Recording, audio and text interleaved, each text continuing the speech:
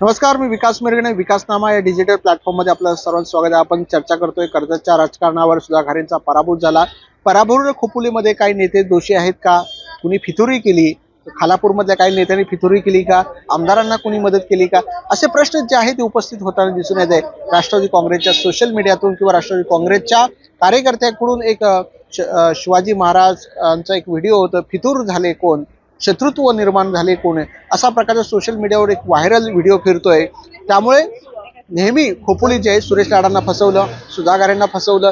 खोपोली नेमकी धोका नेहमी जे आहे ते देताना दिसून येते. मात्र खोपोली आमदारांना हमेशा वाचवत असते. गेल्या निवडणुकीमध्ये महेंद्र थोरवेंना वाचवलं, आताही खोपोलीमध्ये योगदान दिलंय. त्यामुळे खोपोलीमध्ये जास्तीत जास्त लक्ष देण्याची गरज आहे आता सुधा घारेंना.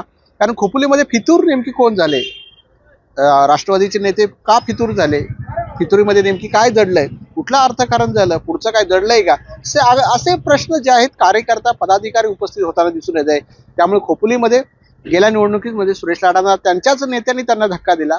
आता सुधा घारेंच्या नेत्यांनी त्यांनाच धक्का दिला.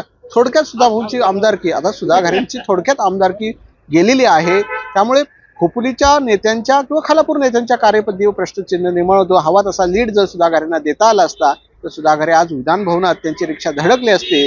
मात्र तसं न होता ते फितूर झाले. त्यामुळे खोपोलीतल्या राजकीय नेत्यांच्या कार्यकर्ती पद्धतीवर आता विश्वास कोण ठेवणार? जर असे ते फसवत गेले, त्यांच्या प्रतिमा मिलीन होईल, मग विश्वास ठेवायचा की नाही तर हा प्रश्न निर्माण होताना दिसून येत आहे.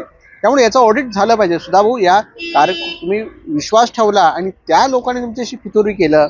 त्यामुळे राजकारण करत असताना जरी तुम्ही कर्जतच्या राजकारणात नवखे आहेत, म्हणजे 2 वर्षांनी तुम्ही कर्जतच्या राजकारणामध्ये कोविड नंतर तुम्ही आलेले आहात, हाही महत्त्वाचा मुद्दा आहे. आपणही म्हटलं होतं गेल्या व्हिडिओमध्ये की महेंद्र थोरवेंना 3 निवडणुकीचा अनुभव असणार, म्हणजे ही 3री निवडणूक आहे. एक निवडणुकीमध्ये शेतकरी कामगार पक्ष, दुसरी शिवसेना भाजप, तिसरी महायुती.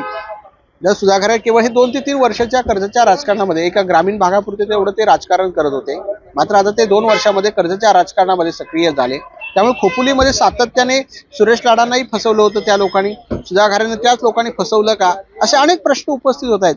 त्यामुळे सुधाभाऊ, तुम्ही आता या निवडणुकीमध्ये जर पुढे जिंकायचं असेल तर तुम्ही लोकांवर विश्वास न ठेवता स्वतःची माणसं, ती घरातली निष्ठावंत माणसं तुम्ही ठेवली गेली पाहिजे. कारण पुढे तुम्हाला लढायचंय, जिंकायचंय आणि राजकारण दिलखुलास दिलदारपणे तुम्हाला करायचंय. मूळ मुद्दा असा आहे, खोपोलीच्या लोकांनी सुधा घारेंना फसवून काय साध्य केलं?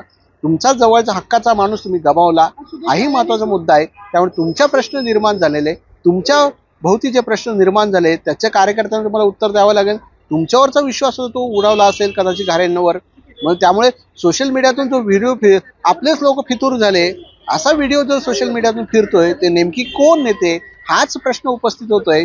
धन्यवाद.